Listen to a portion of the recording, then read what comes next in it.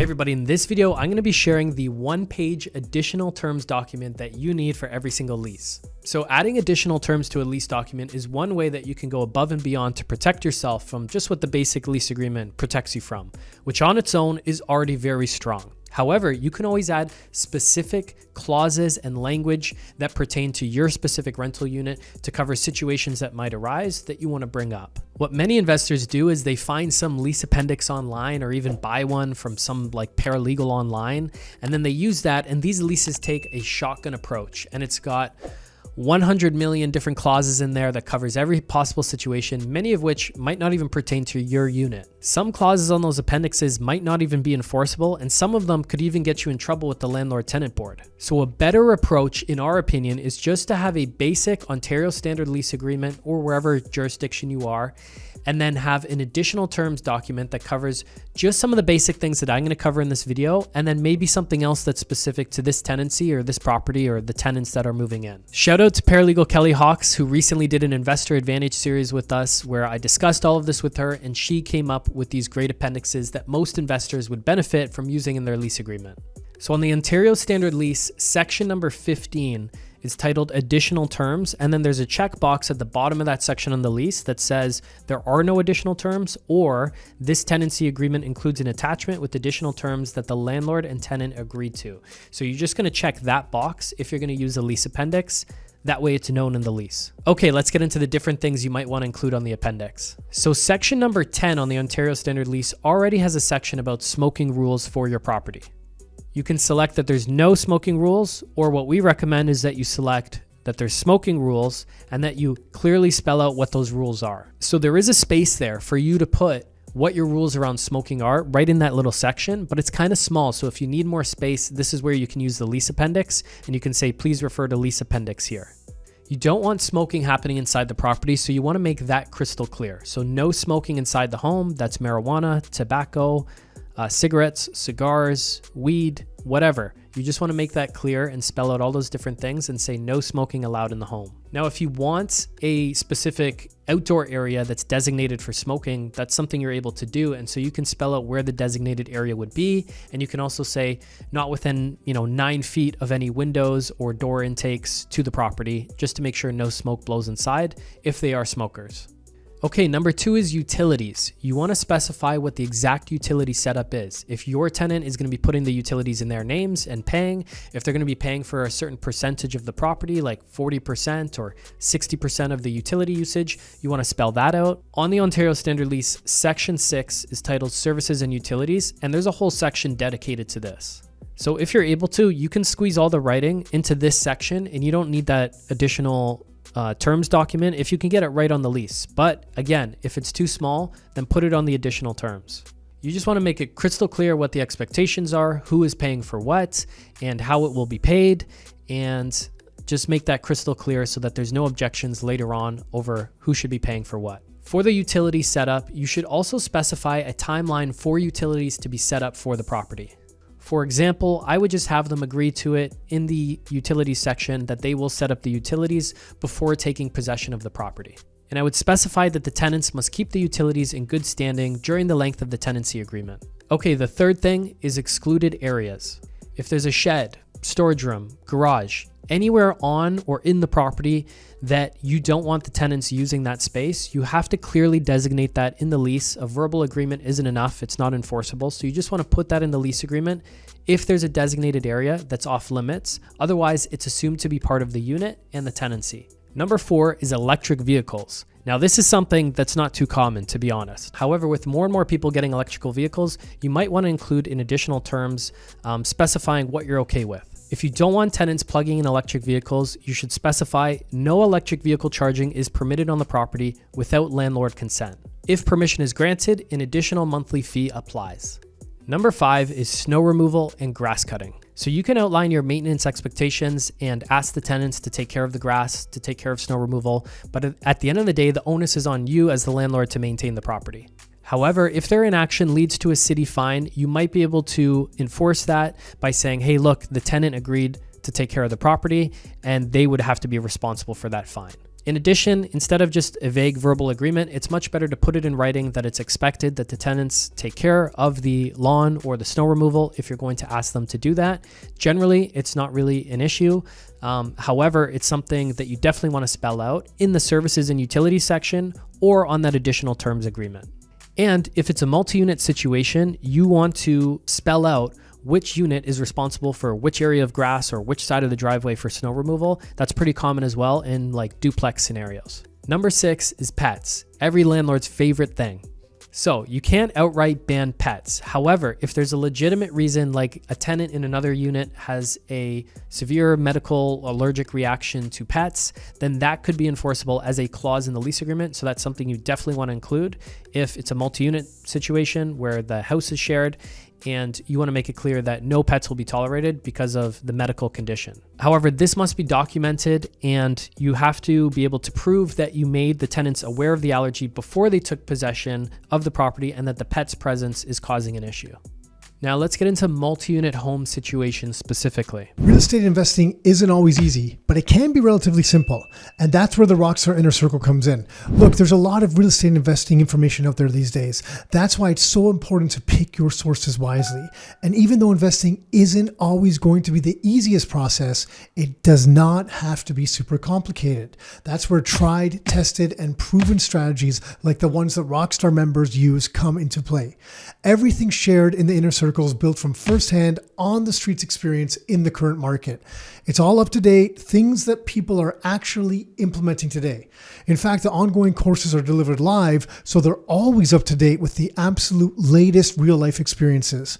As a Rockstar member, get ongoing access to over 20 different systems and programs covering things like which properties investors like and why, our private rental system, what opportunities the investors are scooping up in student housing currently, the legal side of investing, why or how to use corporations as an investor, a mortgage class with the absolute latest options and programs to build your portfolio as an investor because they're different than a regular home buyer. And there's a whole ton more in all those different classes. Of course, to implement all these strategies, members get access to unlimited private one-on-one coaching with an actual human experienced investor, not an AI chatbot, not ChatGPT or anything like that. It goes beyond training classes in real estate. It's a community for people looking to take control of their own finances, to give themselves options and allow them to live life on their terms. With ongoing live and virtual opportunities to connect, it's built for investors by investors. You can see everything members get at rockstarinnercircle.com/member. It's rockstarinnercircle.com/member. Now back to the show. So for multi-units, you really want to spell out parking. So designated areas on the driveway or whatever the parking situation is where each tenant in each unit is allowed to park. You want to really spell it out crystal clear. There is a parking section near the beginning of the lease agreement, so you can put it in there. But again, if you run out of space, use that additional terms agreement to really spell it out. How many spots does each person get and where are those spots located? Okay, if there's a shared laundry room, shared washing machine, dryer, then you want to outline specific rules around that, just like don't leave laundry in the machine after the cycle is completed, don't use the machine during sleeping hours, maybe set a reasonable daytime hour schedule for the laundry to be used. Just make it really clear so that there's no disputes later on. If somebody's upset that somebody's doing laundry late at night or leaving their stuff in the dryer, just make it really clear and simple what the expectations are. That's something you would want to include on the additional terms. There's no section for that in the lease. Also, shared spaces anywhere in the property. So shared backyard, shared front yard, driveways, garages, sheds, gardens, decks, patios, laundry rooms, wherever there's a shared space in the property for the multi-unit tenants to use. You just want to outline what the expectations are, who has access to those different areas. If they are shared, explain how the usage might be managed. You just have to walk through the different scenarios. If it's a shared backyard, you can say backyard will be shared by both tenants. There isn't much more to it than that. However, just think through the different scenarios that could happen and spell it out. That way there's no confusion going into it, which area is theirs or somebody else's when somebody enters a new tenancy. Shared utilities would be the other big one here. So if utilities are included in the rent, meaning that the tenant is not setting up a specific account and putting the utilities in their name, and you are still having the utilities in your name, a pro tip is to add a clause that would prevent excessive usage of those utilities. For example, utilities are included based on an average usage assumption of dollar amount, let's say $400 for X number of occupants, anything over that will be charged to the tenant. And now maybe if one unit is bigger in the property, you could say 60% of the overage will be charged to the upstairs tenant and 40% of the overage above the $400 will be charged to the lower unit tenant. That way it's making it really clear that there's still a balance between overages, and you want to pick a number where it would be unreasonable that people are using that many utilities. And so you should protect that yourself from people overusing utilities and clearly spell out what that protection is and what they would be responsible for if the shared utility usage goes over that dollar amount. Now, tenants sometimes will push back on this or question it. And that's why you want to pick a number that actually would be kind of unreasonable based on the property for the utilities to go above that number based on historical usage, just because you do want to protect yourself and you do want to make it fair to the tenants as well. They shouldn't really be charged in overage unless it's unreasonable. So you just want to find that middle ground, find the number, and explain to the tenants, look, it should never go over this number, but if it does, I need to protect myself somehow, and so you'd be responsible for this. However, here's the historical usage for utilities on the property, and therefore why it should not go past that number.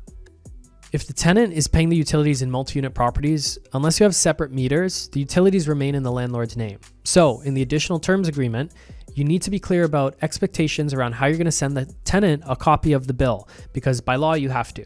And then the expectation of how long the tenant has to pay. So I would just spell that out in the services and utilities section right underneath where the check boxes are for gas, for hydro, and for water. I would spell it out right there. And again, if you run out of room, this is where you use that additional terms document, which is like an appendix to the lease. You can just do it on like a Google Doc or whatever. It's fair that if you're sending them the bill at the same time that you're receiving the bill, then they have till the due date to pay it. Anything after the due date would be considered late, so you can spell that out. Or if it's a utility that doesn't come every single month, for example, you could say quarterly, I will be sending the water bill for you to pay. I'll send you the amount that was actually charged, and then you have a certain amount of days after I send you the bill to pay for the water. And if you really want to get granular and specific around any shared utilities, you want to use language around utilities that's based on a set number of people. So this could be whether it's for included utilities based on 2 occupants, or it could be for splitting utilities. For example, 60% for the upstairs unit based on a 2 to 3 person occupancy, which you might have at the time, and 40% for the lower unit based on a 1 to 2 occupancy. If the number of occupants changes as tenants move on from one unit and you replace tenants, an assessment can be done and you can make an amendment to the lease at that time. So to be honest, a lot of this advice that we discussed is already covered on the Ontario Standard Lease Agreement. What doesn't really have a section on the Ontario Standard Lease is excluded areas. So like if there's a garage that you want to exclude access to, or a shed for your own storage. Electric vehicles isn't anywhere on the lease agreement. It's kind of a bonus thing that you can put in. Snow removal and grass cutting, I do put in the services section, but if you want to spell it out more, you can do so. Pets, there's no pet section, unfortunately, in the Ontario Standard Lease, so you just have to detail expectations around pets in that additional terms. And finally, shared spaces is something that you would want to draft up in additional terms document because there isn't a specific section in the lease. So the Ontario Standard Lease is set up actually pretty well to cover most scenarios. Instead of using those shotgun one size fits all lease agreements that you might find online with like 5,900 different clauses in it, you might want to just simplify things. It makes things easier for you, for your tenants, and allows you to really think about your property, how it's used, and dial in the specific requirements that you have for renting your property and what you expect of the tenants. The more you put upfront and in clear language that's easy to read, easy to understand, instead of legal jargon that you often find on these online appendixes, the better it is for everybody, because if there's ever a dispute or issue, they can't argue that they didn't understand it or that there was too many clauses or anything like that. It's very simple. All you need is like a 1 to 2 page additional terms document, and you could fit everything that we just discussed in this video. So with that, always use the Ontario Standard Lease. If you're somewhere else, you might have a different type of lease agreement, but Ontario, you have to use the Ontario Standard Lease and add this additional terms page for overflow on these different sections, or to cover some of the stuff that isn't on the lease agreement, and you're going to be set and ready to go. It's better to put everything in writing up front and set expectations right from the get-go. So now that we got all the boring stuff out of the way, we can get back to just building wealth with real estate, which is why we're doing all this in the first place, so we can live life on our own terms. So if you enjoyed this video, drop us a like, drop us a comment, ask us if you want to cover us any other content, or if you have any questions about this video. Share it with somebody who might find value from it, a fellow landlord. And that's it. We'll catch you on the next episode. Thanks for watching.